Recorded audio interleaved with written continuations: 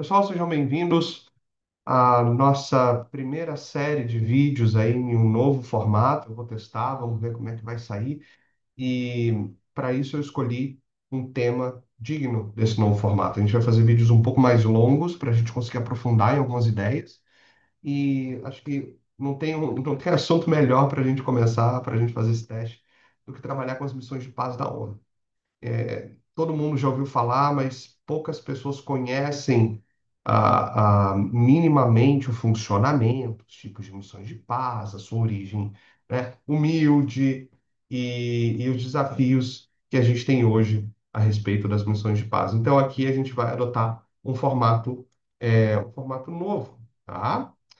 E aí, para isso, a gente vai ter também um sumário bem comprido e a gente vai ter uns vídeos um pouco mais longos.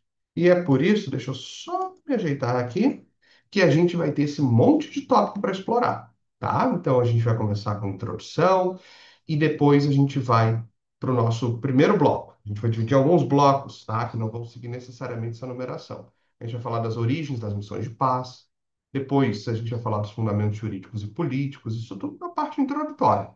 E aí depois a gente vai para um outro bloco.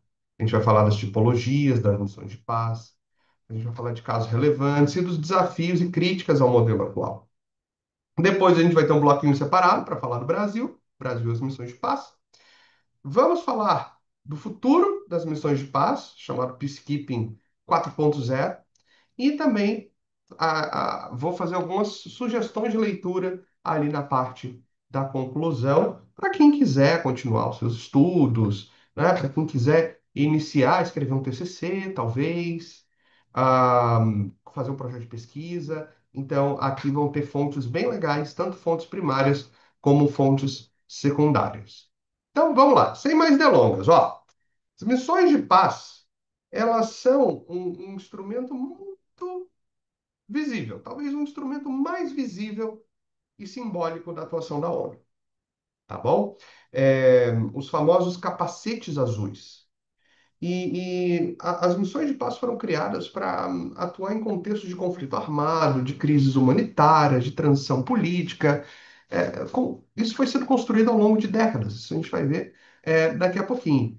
Então, a gente tem hoje as missões de paz como um componente, talvez até um componente central na arquitetura contemporânea da segurança internacional, principalmente quando a gente fala aí de crises que ocorrem no contexto também do consenso do Conselho de Segurança. O pessoal que for mais realista aí nas RIs já vai estar começando a pensar algumas coisas, segura, que a gente vai falar disso, mas ainda assim é um elemento muito importante na arquitetura de segurança, porque a missão de paz hoje ela é mais do que uma simples presença militar. Ela tem uma combinação de esforço diplomático, tem elementos civis, elementos policiais, elementos de ajuda humanitária.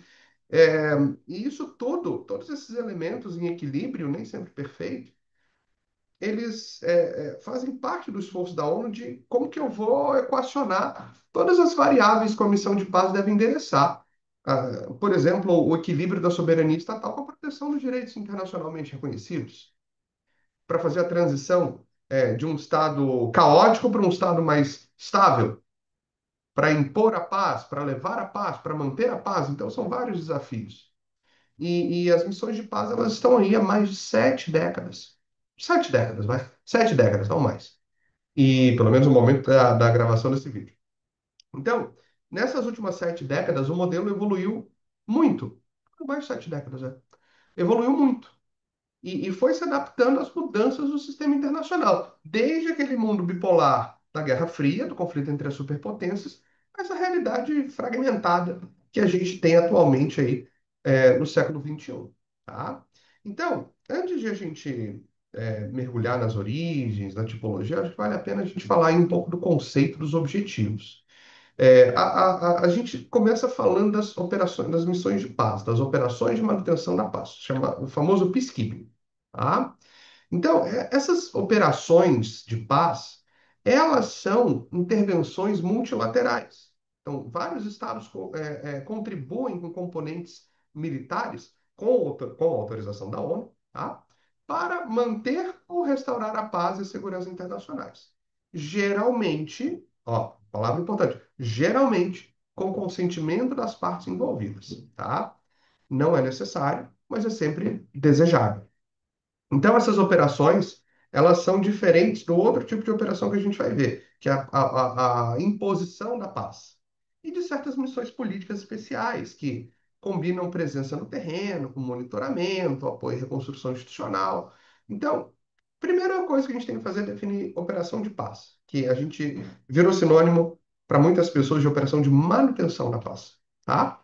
Mas, em termos práticos, porque a gente vai explorar isso daqui a pouco, o principal objetivo de uma missão de paz é estabilizar situações de conflito, proteger civis, supervisionar cessar-fogo, facilitar processos de paz, apoiar a construção pós-conflito. Então vejam que não são objetivos militares clássicos que visam a destruição da capacidade militar do inimigo. Não, muito pelo contrário. Muito pelo contrário. Então, são objetivos que não estão dentro de uma lógica tradicional do uso da força militar.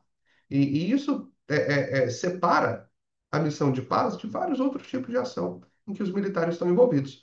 Então, vejam que essas missões elas se tornam um elo entre a diplomacia preventiva, segurança coletiva e desenvolvimento sustentável. Não é desenvolvimento sustentável do ponto de vista ambiental, tá, gente? Assim, a sustentabilidade institucional, a sustentabilidade do próprio Estado, a capacidade do Estado sustentar sozinho, tá?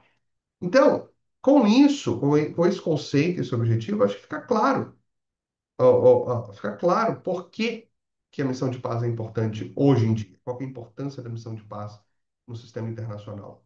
Porque as operações de paz, elas simbolizam realmente a tentativa de responder coletivamente a ameaças à paz sem recorrer ao uso unilateral da força, que era a regra no sistema pré-45.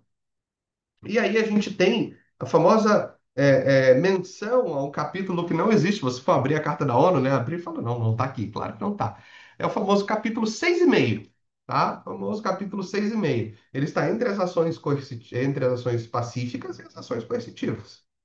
É, é uma expressão cunhada para refletir o caráter sui generis, a gente que é do direito, o caráter híbrido, tá? Da missão de paz, porque ela está situada entre a diplomacia e a coerção militar.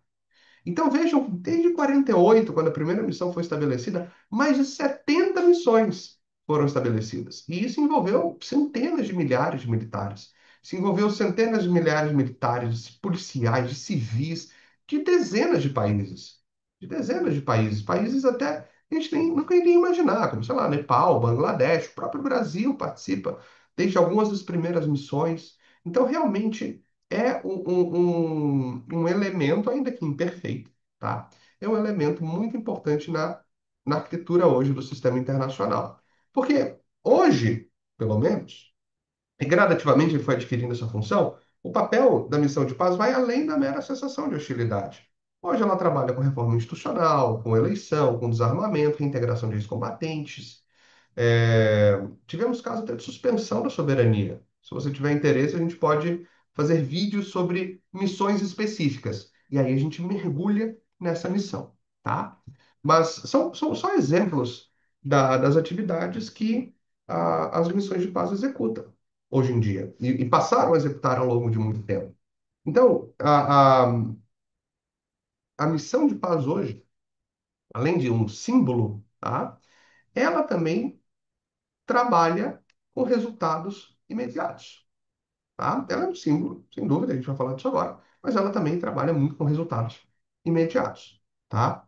Mas no longo prazo, como esses que a gente já falou, reintegração, eleições, etc., mas a função simbólica que é importante, de que apesar de certas limitações, principalmente no consenso das grandes potências, o sistema multilateral ainda é capaz, o sistema multilateral dentro do contexto da ONU, ainda é capaz de agir em prol da paz e segurança internacionais, em contextos específicos, quando há consenso.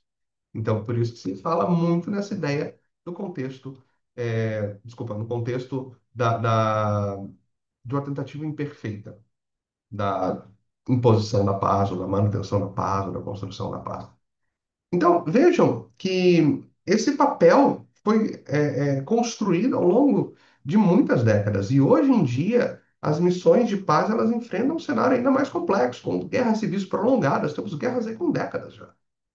A presença de atores não estatais muito relevantes, apoiados ou não por outras potências, que pode levar a um cenário de guerra por procuração, de guerra civil internacionalizada. Temos casos de terrorismo, crises migratórias, certas mudanças climáticas que têm afetado o clima de segurança em algumas regiões.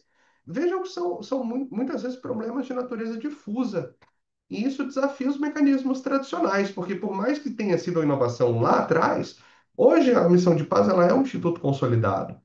Então, como que esse instituto consolidado, no capítulo 6,5, como que ele se adapta a esses desafios? Para ela manter relevância, ela vai ter que conseguir se adaptar cada vez mais a esses desafios.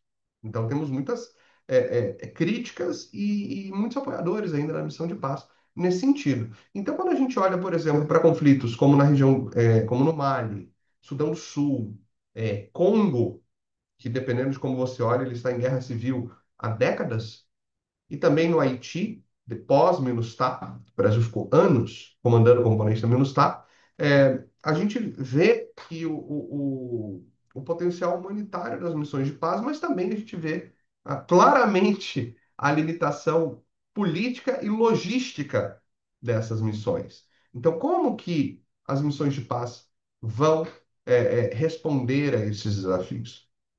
Porque além de tudo isso que eu falei, a gente tem a questão da rivalidade entre as grandes potências.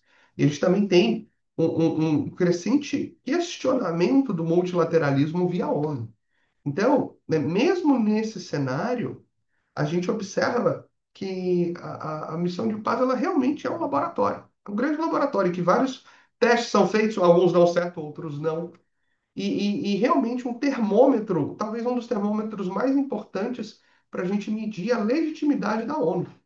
Então, claro que não, a legitimidade da ONU não depende exclusivamente da missão de paz, mas certamente a missão de paz é um dos componentes mais visíveis hoje das Nações Unidas. E a legitimidade dela, em grande parte, estará atrelada às missões de paz. Então, olha como é que ela é importante hoje. Olha como é que a missão de paz é importante hoje. Mas o começo dela foi bem humilde, que é o que a gente vai ver agora, tá? É um começo muito humilde. Porque a missão de paz foi uma resposta prática às limitações do sistema de segurança coletiva que estavam previstas originalmente na Carta. A Carta da ONU, para quem não sabe, não lembra, é de 1945. E a ONU foi criada em 45. O principal objetivo da ONU era prevenir novas guerras. Quando você lê o preâmbulo da Carta da ONU, você vê lá claramente a guerra que assolou duas vezes na nossa geração, né, o pessoal que escreveu a Carta da ONU, a Primeira Guerra e a Segunda Guerra, contra outras guerras menores que ocorreram nesse interregno. Então, a gente saiu de um contexto de Segunda Guerra Mundial, praticamente mergulhou na Guerra Fria, que, com o uso recorrente do veto, paralisou o Conselho de Segurança em decisões fundamentais que envolviam conflitos armados. Então, a primeira missão de paz, o peacekeeping, que é aquilo que eu defini lá atrás, ele nasceu como um improviso extremamente pragmático, uma solução improvisada, que não tem previsão alguma na carta. De novo, se você abrir a carta da ONU, você não vai encontrar nada. Mas é um dos institutos mais importantes, tá? Então, o famoso capítulo 6,5. Então, ela não está prevista em lugar algum, mas ela foi legitimada, gradativamente sendo cada vez mais legitimada, pela prática da ONU e pela aceitação dos Estados-membros, incluindo as potências permanentes do Conselho de Segurança, os cinco grandes membros permanentes do Conselho de Segurança. Então, no contexto da Guerra Fria, nós víamos um grande impasse, principalmente entre o Ocidente, liderado pelos Estados Unidos, e a União Soviética. E esse impasse, que ambos tinham poder de veto, impedia a aplicação efetiva dos mecanismos coercitivos previstos no capítulo 7 da Carta. Infelizmente, eu não tenho tempo de entrar nos detalhes do capítulo, de analisar a Carta da ONU capítulo por capítulo. Se você achar uma ideia boa, comenta, que depois eu faço um vídeo da carta comentada, tá? Ou vários, né? Porque são vários capítulos. Mas vamos lá. Os mecanismos coercitivos, as várias formas coercitivas de sanção estão no capítulo 7, tá? E os de solução pacífica estão no capítulo 6. Então, qual que foi o raciocínio feito na época? A ideia de criar uma operação militar neutra, com base no consentimento dos Estados, baseado no capítulo 6, tá? Que vai trabalhar a solução pacífica de controvérsias. E essas missões compostas por militares, elas tinham o objetivo de fazer o quê? Observar cessar-fogo. Então, as partes concordaram na suspensão das hostilidades. Vamos colocar uma força neutra entre os beligerantes, ao segundo objetivo ali, separar forças, tá? Para observar o cessar-fogo e criar condições mínimas de estabilidade, literalmente se colocando no meio das partes. Sabe aquele amigo que quando tem duas pessoas brigando, alguém entra e separa? Era esse o objetivo da missão de paz original, tá? Mas isso feito sem recorrer ao uso ofensivo da força. Então essa missão de paz não ia atacar deliberadamente um lado ou outro lado, tá? Então ela estava ali de maneira neutra, de maneira pacífica. Então vejam que a primeira forma da missão de paz foi a manutenção da paz. Foi um instrumento, de novo, não previsto formalmente, mas tolerado, aceito. E isso permitiu que a ONU atuasse mesmo em casos de paralisia. Eu não, a União Soviética não ia aceitar a intervenção americana, os Estados Unidos não iam aceitar a intervenção soviética, por exemplo, mas uma missão composta por países neutros e como, sei lá, Irlanda, Bangladesh, Uruguai, para monitorar um cessar-fogo numa região do mundo, isso era aceitável, porque aí não ia ter influência direta de nenhuma ou de outra grande potência. Então, foi nesse contexto que a primeira missão de paz foi criada, que foi justamente para monitorar cessar-fogo, tá? Foi a UNTSO, que foi criada para monitorar o cessar-fogo entre árabes e israelenses depois da criação de Israel em 48. No outro ano, em 1949, a gente teve a criação da missão de paz para monitorar a Caxemira, tá? A linha de controle da Caxemira. Caxemira é uma região disputada entre Índia e Paquistão, principalmente. Então, esses dois países eram parte do Raj britânico. Depois da independência da Índia, tivemos uma série de conflitos e, eventualmente, esses dois países se separaram, tá? E cada um deles reclama a Caxemira para si. É uma das regiões mais instáveis, voláteis do mundo. Naturalmente, por causa dessa instabilidade, dessa volatilidade, a, a, a segunda missão de paz acabou sendo justamente para fazer o monitoramento dessa região. E, gradativamente, esse modelo foi se expandindo. Esse improviso deu certo. Esse improviso deu certo. Então, nas décadas de 50, nas décadas de 60, as missões se multiplicaram, explodiram e assumiram dimensões cada vez mais complexas. Talvez o caso mais paradigmático seja o NUC, entre 1960 e 1964, o contexto da independência do Congo do Reino da Bélgica.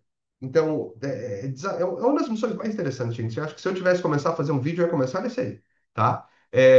Incluindo, porque tinha desafios como guerra civil, intervenção de potência estrangeira, extremamente desafiador, tá? Extremamente desafiador. E ali a gente já viu, no caso Nuke, tivemos outros, tá? Mas o caso Nuke, ele é muito interessante, porque mostrou já a limitação do modelo que tinha ficado clássico, um clássico rápido, né, gente? Então, de que a ONU precisava de mais capacidade operacional e mais clareza jurídica, tá? Um mandato mais claro sobre o uso da força. Mas ainda assim, durante as décadas de 50 e 60, esse modelo foi se expandindo, o modelo tradicional foi se expandindo, as dificuldades foram ficando evidentes, e o peacekeeping, a manutenção da paz, se consolidou como uma ferramenta permanente da política internacional, adaptando-se gradualmente às novas realidades no contexto dos movimentos de descolonização, da multiplicação de conflitos internos, a atuação em contextos de guerra civil, tá? De conflitos por procuração. E com isso, as missões de paz foram evoluindo, evoluindo, evoluindo, até que a gente tem o que a gente chama do modelo clássico. E a gente tem o fundamento jurídico e político que a gente utiliza atualmente. Foi uma construção gradativa e hoje, né, quase 80 anos depois, nós temos muito bem estabelecidos alguns dos fundamentos jurídicos e políticos, que é o que a gente vai ver agora. Como eu disse, esse vídeo é um pouquinho maior, espero que você esteja até aqui. E aqui, meus caros, a gente observa claramente que esse improviso deu certo. Deu certo porque ele está aí até hoje. Deu certo porque ele está aí até hoje. E a gente percebe que a gente tem o uso da força militar para um fim militar não clássico, para um fim não clássico, dentro das formas de utilização do poder, de poder militar na época. Então vejam que a operação de paz ela realmente ocupa um lugar intermediário. Ela está entre a diplomacia e entre o uso coercitivo da força. E o fundamento legal disso resulta de uma interpretação teleológica, né, evolutiva, vamos deixar assim, que combina dispositivos do capítulo 6, ações pacíficas, e do capítulo 7, ações coercitivas. Além das práticas consolidadas e da redação das resoluções, tanto no âmbito do Conselho de Segurança, como no âmbito da Assembleia Geral, porque tivemos missões também autorizadas da Assembleia Geral, tá? Pela Assembleia Geral, desculpe. Então, do ponto de vista legal, a gente já tem um fundamento baseado na carta, mas não expressamente. E do ponto de vista político, a gente observa que as missões elas refletem uma busca por legitimidade multilateral e uma forma de cooperação entre Estados. E isso resulta na tradução de que a segurança internacional não é garantida mais pela força de um, pela força de dois, mas pelo menos em relação a crises humanitárias, a institucionalização da ação coletiva. Então, não é um Estado ou outro Estado que vai botar o chapéuzinho de policial no mundo e vai resolver todos os problemas. Então, a missão de paz ela mostra a força da atuação coletiva. Tá? Então, vamos explorar um pouquinho mais essa questão da base legal. Eu sou do direito, né? Vocês sabem. Então, é normal a gente querer explorar isso um pouco mais. Você de RI tem que saber, e o aluno do direito também precisa explicar a necessidade de base legal, tá? Então, olha lá. Na carta, realmente, como eu já disse, não tem missões de paz. Você vai abrir a carta inteira. Não tem nenhuma provisão, específica sobre missões de paz. Você não vai encontrar. Tá? Não vai encontrar expressão missões de paz. Não, não está lá. Mas os princípios da Carta da ONU, que estão lá no comecinho da carta, realmente fornecem a base jurídica para a criação das missões de paz. E a combinação dos capítulos 6, que trata da solução pacífica de controvérsias, do papel da ONU como mediadora, e o capítulo 7, que autoriza a medida coercitiva em caso de ameaça à paz, fornecem o arcabouço jurídico positivo final para a criação da missão de paz, tá? Então a gente olha, é um tripé. Os princípios como base, o capítulo 6 e o capítulo 7 da carta. E por isso que a gente chama, de novo, de capítulo 6,5, tá? Porque o peacekeeping, ele combina elementos de ambos os capítulos. E a missão, então, ela vai ter um mandato aprovado pelo Conselho de Segurança, em regra, tá? Mas vai atuar, em regra também, com o consentimento das partes. Só que a missão, ela fica vinculada à ONU. Ela não fica vinculada aos Estados. Ela não fica vinculada à vontade, à soberania estatal. Ela fica subordinada à ONU. Quem decide é a ONU. Tá? Então, essa autorização para a missão de paz ela é formalizada por uma resolução, de novo, em regra, do Conselho de Segurança, que vai definir o mandato, vai definir a composição da força e o escopo da operação. Ou seja, o que pode fazer, o que não pode fazer, como que pode fazer. Tá? Então, dentro desse contexto, a gente consegue entender melhor o papel do Conselho de Segurança da Assembleia Geral. Para quem não sabe, o Conselho de Segurança ele é o órgão central nos processos de decisão sobre paz e segurança internacionais. E ele, no contexto do nosso vídeo, é o responsável pela criação e encerramento das missões de paz, tá? Com base no mandato conferido lá no artigo 24 da Carta. Porque é o principal órgão para a manutenção da paz e segurança internacionais. Assim como as outras decisões do Conselho de Segurança, a criação da missão de paz ela vai exigir o voto afirmativo de 10 membros, tá? E a ausência do veto. Pelo menos a ausência do veto. Quando um Estado não quer, um Estado permanente não quer, ele veta. Ele vai dizer não, se ele se abstiver. Em caso de abstenção, essa missão vai passar caso ela tenha um número mínimo de votos, tá? E aí, no geral, a Assembleia Geral da ONU, ficou horrível, né? No geral, no geral. Mas enfim, vocês entenderam. De resto, a Assembleia Geral, ela desempenha um papel complementar. Ela aprova o orçamento da missão, ela aprova diretrizes administrativas e, em alguns casos, ela mesma pode aprovar uma missão, quando o Conselho estiver paralisado politicamente. Em situações de Conselho de Segurança esteja paralisado politicamente, a Assembleia Geral pode assumir um papel subsidiário. Inclusive, temos uma missão de paz que foi criada durante a crise do Suez, a UNEF-1, tá? Força de Emergência das Nações Unidas, que foi criada em resposta à crise do Suez na década de 50. Tá ali, 1956, tá? Então, aqui nós vemos que tem uma dualidade, né? E nós vemos que tem um órgão principal e tem um órgão subsidiário. E aí a gente vai ter também um equilíbrio. Tudo nas missões de paz é um equilíbrio delicado que às vezes dá certo e às vezes não dá certo. Então temos um equilíbrio aqui entre eficácia operacional e legitimidade política, tá? E dito isso, quais são os princípios fundamentais de todas as missões de paz? Todas. Quer dizer, no geral. Tem casos pontuais aí de exceção, principalmente no primeiro ponto, que é a questão do consentimento, tá? Mas temos alguns princípios gerais que, de novo, em regra, são aplicados. Sendo o primeiro deles, consentimento das partes. A missão só vai atuar com a anuência formal das partes envolvidas no conflito. Sem esse consentimento, a rigor, a princípio, a ONU perde a neutralidade. Ela busca o consentimento, mas vamos ser honestos, o consentimento não é obrigatório. A gente tem situações em que o uso da força foi autorizado sem o, necessariamente o consentimento claro das partes. O segundo ponto é imparcialidade, porque as forças da ONU elas não podem favorecer nenhum dos dois lados. Elas são árbitros neutros. E o papel dela é aplicar acordo de paz, é proteger civil, é supervisionar, cessar fogo. E por isso, por causa dessa imparcialidade, desse papel restrito, o uso da força é limitadíssimo. A regra é que a força só pode ser empregada em caso de legítima defesa, ou para proteger o mandato da missão. Então, eles não estão ali para conquistar território, eles não estão ali para destruir ninguém. O mandato, tá, da missão de paz, ela pressupõe um uso limitado da força. E isso é muito diferente de uma intervenção militar tradicional, que, em regra, busca a destruição da capacidade militar do inimigo. A missão de paz não tem inimigo. A missão de paz não tem inimigo, tá?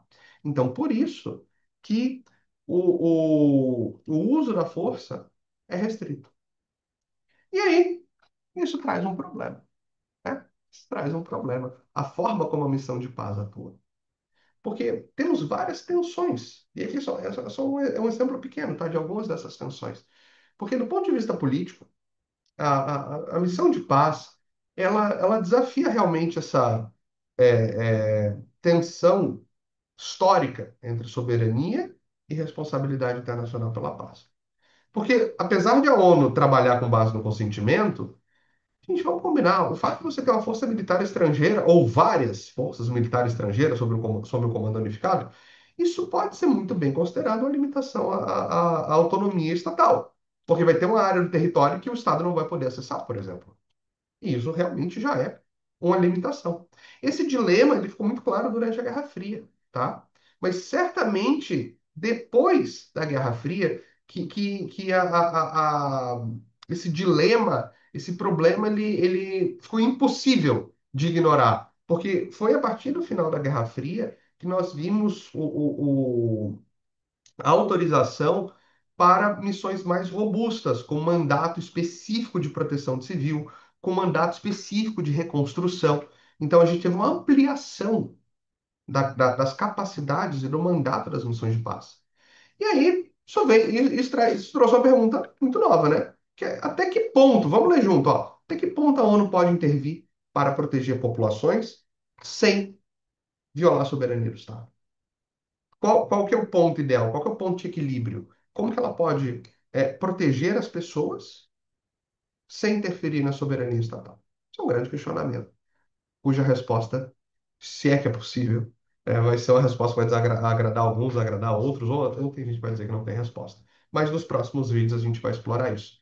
Vídeo longo, né, gente? Mas eu espero que vocês tenham gostado, espero que vocês tenham ficado